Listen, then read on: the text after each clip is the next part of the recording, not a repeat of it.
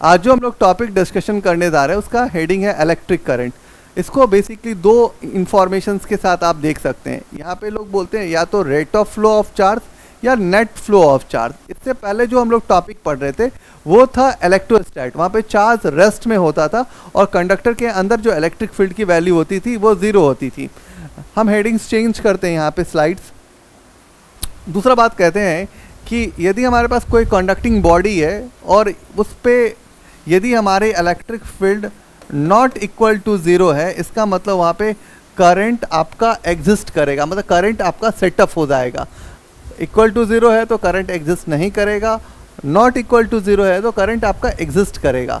Current का जो nature होना चाहिए वो थोड़ा कॉन्टिन्यूस होना चाहिए और कंट्रोल वे में होना चाहिए। अब बेसिकली हम मैथमेटिकल बात करने वाले हैं, तो मेरे को ये पता है कि करंट को यदि मेरे को लिखना होगा तो हम I इक्वल टू क्या लिखेंगे, Q/T। तो करंट का फार्मूला हो जाता है I इक्वल टू Q/T। ये फार्मूला कब यूज़ करते हैं, जब हमारे पास जो करंट होता है वो स्टेडी करंट होता है।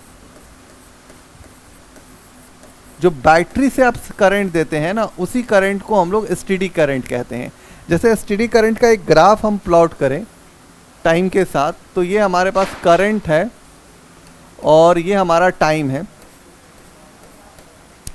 तो ये स्ट्रेट लाइन में आएगा और इसको हम लोग डीसी करंट भी बोलते हैं, स्टेडी करंट। और एक करंट होता है जो टाइम के साथ वैरी करे, उसको हम बोलते हैं dq/dt, और इसको हम लोग बोलते हैं इंस्टेंटेनियस करंट। इसको लोग लिखते कैसे हैं, तो I equal to limit delta t tends to zero delta q/डेल्टा t, और इक्वल टू क्या लिखते हैं, dq/dt। और ये टाइम के साथ वैरी होने वाला करंट है, इसको हम लोग बोलते हैं इंस्टेंटेनियस करंट, ठीक है ना। तो इसको आप याद रखिएगा, ये करंट हो जाता है इंस्टेंटेनियस करंट, ठीक है ना। और बेसिकली जब बैटरी के थ्रू जो करंट मिलता है उसको हम लोग बेसिकली स्टेडी करंट बोलते हैं। यूनिट वाइज बात करें तो यूनिट क्या होता है, तो यूनिट होता है एम्पियर। दूसरा बात है कि करंट जो होता है वो स्केलर क्वांटिटी होता है। करंट इज स्केलर क्वांटिटी, याद रखिएगा ये छोटा छोटा चीज़। यदि आपके पास ऐसे है, यहाँ से 2 एम्पियर मूव कर रहा है, यहाँ से 3 एम्पियर मूव कर रहा है, तो यहाँ पे करंट की वैल्यू कितनी हो जाएगी, तो करंट की वैल्यू हो जाएगी 5 एम्पियर, ठीक है ना। कोई पूछे कि 1 एम्पियर का मतलब क्या होता है, तो 1 एम्पियर इक्वल टू होता है 1 coulomb charge divide by 1 second. मतलब 1 कूलम चार्ज को फ्लो होने में यदि 1 सेकेंड का समय लगे तो आप उसको बेसिकली 1 एम्पियर कहते हैं। थर्ड वन होता है कि मानिए कि अपने पास कोई कंडक्टर है, जैसे ये कंडक्टर है,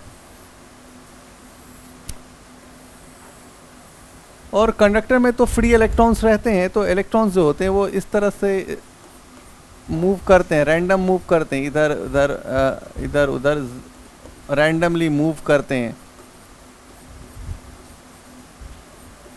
तो इलेक्ट्रॉन्स इस तरह से रैंडम मूव करते हैं कंडक्टर के अंदर। ये क्यों मूव करते हैं, ड्यू टू थर्मल एनर्जी के कारण मूव करते हैं। बट इसी कंडक्टर को यदि हम बैटरी से कनेक्ट कर दें, जब भी हम बैटरी से कनेक्ट करेंगे तो हम स्टेडी फ्लो की बात करेंगे। तो इसी कंडक्टर को यदि हम बैटरी से कनेक्ट कर देंगे तो हम क्या करेंगे, इलेक्ट्रिक फील्ड को सेटअप कर देंगे।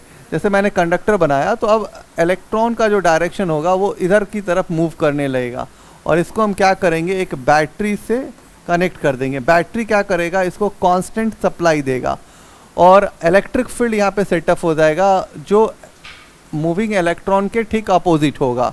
ये पॉजिटिव टर्मिनल होता है, ये नेगेटिव टर्मिनल होता है, ठीक है ना। अब इलेक्ट्रॉन का मूवमेंट होने लगेगा।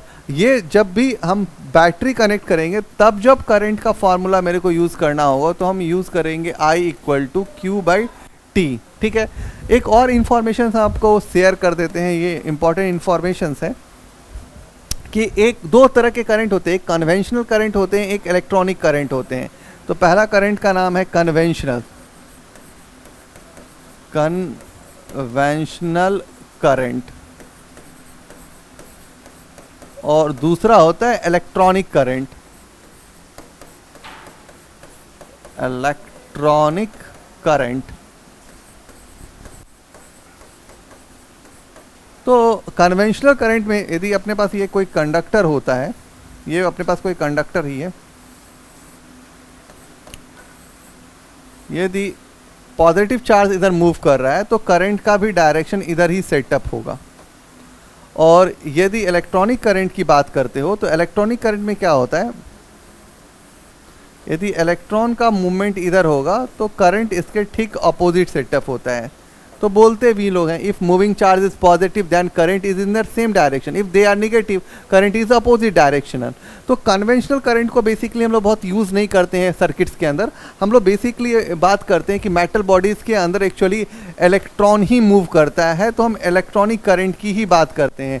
कन्वेंशनल करंट के बारे में हम लोग बहुत ज़्यादा नहीं बात करते हैं। तो ये बेसिक जो आइडियाज़ थे कि करंट क्या होता है, करंट स्केलर क्वांटिटीज़ है, करंट इक्वल टू क्या होता है, I equal to Q by T होता है। जब भी आपके पास करंट टाइम के हिसाब से चेंज होने लगेगा तो I equal to D Q by D T कर देंगे, उस करंट को बेसिकली हम लोग इंस्टेंटेनियस करंट कहते हैं। जब हम यहाँ पे आते हैं तो हम यहाँ पे I equal to D Q by D T कहते हैं, तो इसको लोग इस करंट को इस नाम से भी जानते हैं, वैरिंग करंट भी बोलते हैं,